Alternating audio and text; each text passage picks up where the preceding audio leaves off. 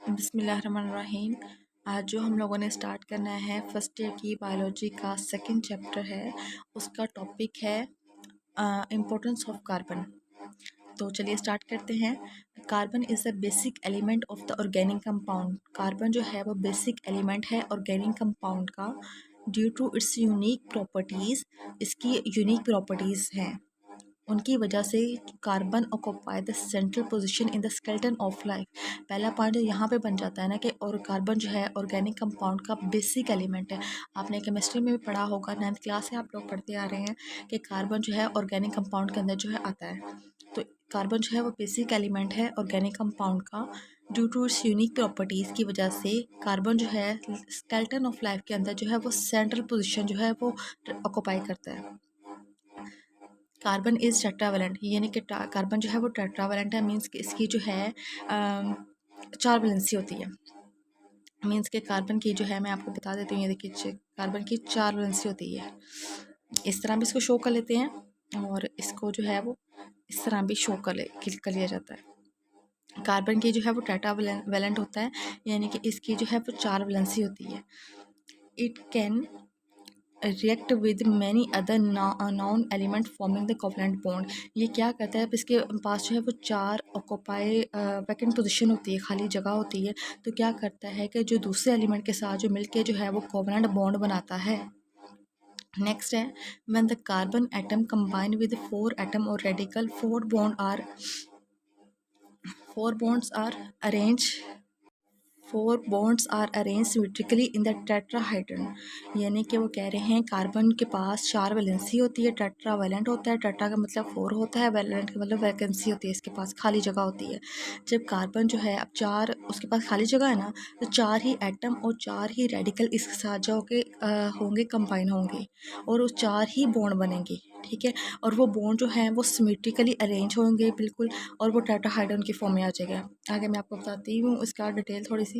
And result to give a stable configuration. तो इसकी जो है 4 एटम और रेडिकल के साथ कंबाइन होने की वजह से इसकी जो कॉन्फ़िगरेशन है वो भी स्टेबल हो जाएगी। The stability associated with the tetravalency of carbon atoms make it favorable element for the synthesis of the complicated cellular structure। वो कहते हैं ये जो कार्बन जो है, जब वो 4 एटम के पास साथ मिलके जो है मिलता है, तो फिर जो है उसकी जो कॉन्फ़िगरेशन है वो स्टेबल हो जाती है, ठीक है। ये जो उसकी स्टेबिलिटी है कार्बन की टेट्रावेलेंसी के साथ मिलती है, ठीक है। और उसको जो है वो फेवरेबल एलिमेंट बना देती है। क्या करने के लिए, सेलुलर स्ट्रक्चर को जो है वो बनाने के लिए, कॉम्प्लिकेटेड सेलुलर स्ट्रक्चर को जो है बनाने के लिए, ठीक है। Carbon atom can also combine mutually forming a stable branch और अनब्रांच चेन्स और रिंग। वो कहते हैं कार्बन एटम जो है वो किसी के साथ कंबाइन होता है, यानी कि कंबाइन होता है एक दूसरे के साथ भी कंबाइन हो जाता है, ठीक है। ब्रांच, स्टेबल ब्रांच और अनब्रांच चेन्स और रिंग्स बनाने के लिए। This ability of carbon responsible for the vast variety of organic compound. वो कहते हैं ये जो एबिलिटी है कार्बन की, ये जो सलाहियत है कार्बन के अंदर, वो ज़िम्मेदार है काफ़ी ज़्यादा वैरायटी ऑर्गेनिक के अंदर जो है वो प्रेजेंट है इसकी वजह से, ठीक है। कार्बन कार्बन सिंगल बॉन्ड जो है, ठीक है, form a skeleton of organic molecule. वो कहते हैं यहाँ पे कार्बन कार्बन का सिंगल बॉन्ड जो है ऑर्गेनिक मॉलिक्यूल के स्केलेटन के अंदर होता है। ये मैं आपको शो करवा देती हूँ। पहला जो है वो अनब्रांच चेन है। यहाँ पे कार्बन की देखिए 4 टेट्रावेलेंसी, ये देखिए कार्बन की है, ये कार्बन है, उसकी 1 वैलेंसी, 2 वैलेंसी, तीसरी और चौथी, यानी कि टेट्रावेलेंट है। 4 वैलेंसी, ये 4 वैलेंसी जो है इसकी हैं, और ये 4 वैलेंसी जो है वो हाइड्रोजन के साथ जो है पूरा कर रहा है। 3 हाइड्रोजन के साथ पूरा कर रहा है, एक जो है वो साथ वाले कार्बन के साथ अटैच होकर पूरा कर रहा है, ओके।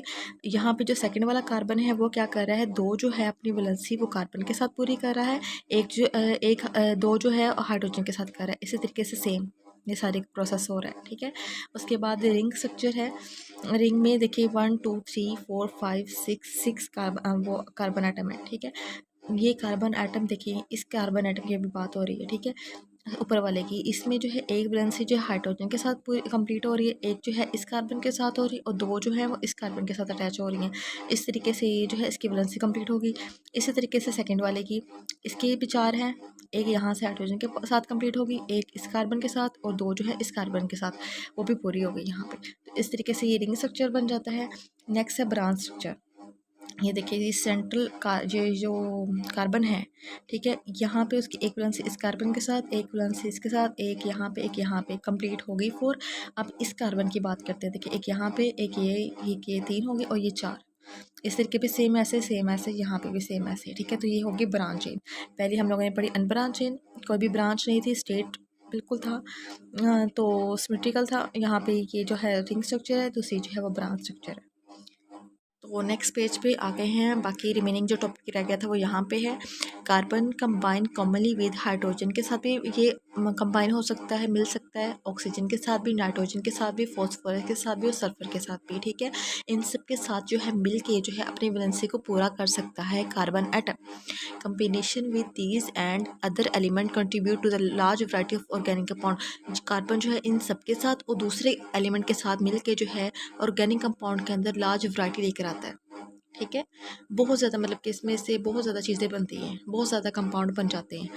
जब कार्बन जो है इन एलिमेंट के साथ या दूसरे एलिमेंट के साथ कंबाइन होता है तो इससे बहुत ज़्यादा ऑर्गेनिक कंपाउंड के अंदर वैरायटी आती है, बहुत ज़्यादा कंपाउंड ऑर्गेनिक कंपाउंड बनते हैं।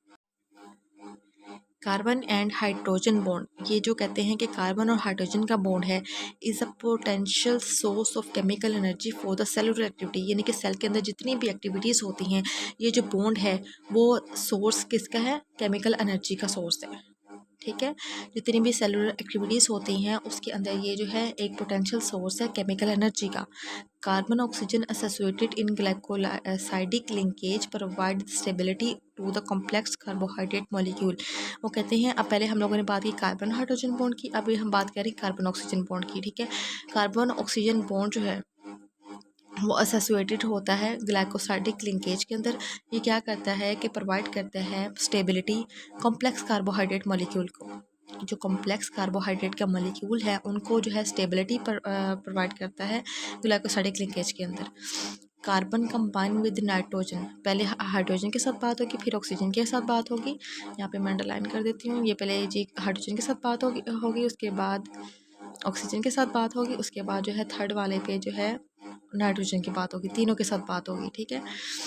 जब कार्बन जो है नाइट्रोजन के साथ कंबाइन होता है इन अमाइनो एसिड लिंकेज के अंदर तो वो to form a peptide bond. जब कार्बन जो है नाइट्रोजन के साथ मिलता है अमाइनो एसिड लिंकेज के अंदर तो वो पेप्टाइड बॉन्ड बना लेता है एंड फॉर्म प्रोटीन। दो चीज़ें बनाता है, एक पेप्टाइड बॉन्ड बनाता है, दूसरा जो है प्रोटीन बनाता है, which are very important due to diversity in structure and function. ये दोनों जो हैं बहुत ज़्यादा इंपॉर्टेंट है अपने स्ट्रक्चर और फंक्शन के लिहाज से। Large organic molecule, large organic molecule है, इसका एक दूसरा नाम है मैक्रो मॉलिक्यूल्स।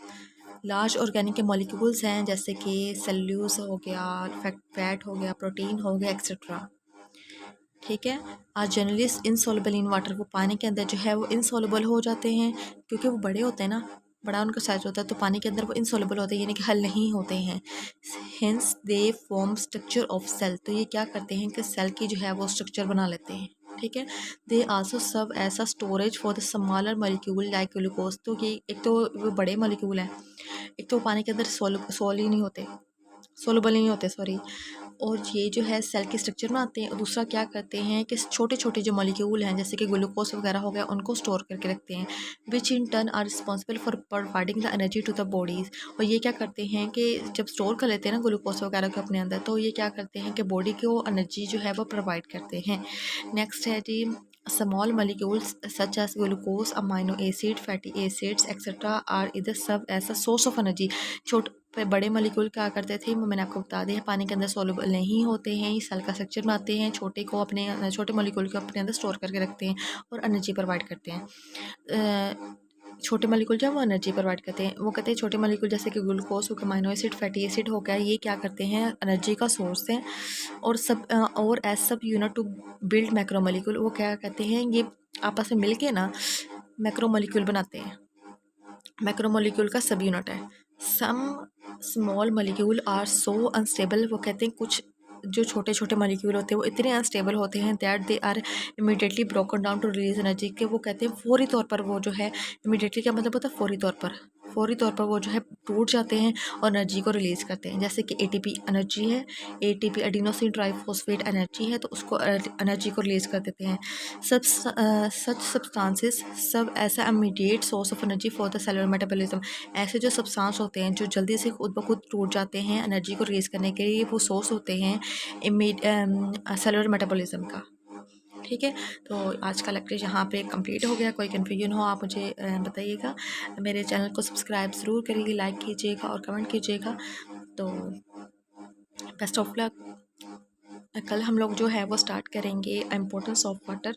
तो तब तक इसको पूरी वीडियो को अच्छे तरीके से देखिएगा। कोई अगर चीज़ आपको समझ में नहीं आई हो तो आप उसको वीडियो को रिपीट में देखिएगा, लेकिन अगर फिर भी कन्फ्यूजन हो आप मुझे कमेंट में बताइएगा। मैं कोशिश करूँगी पूरी कि आपको जो है उसका आंसर दे सकूँ। Thank you so much. अल्लाह हाफिज़।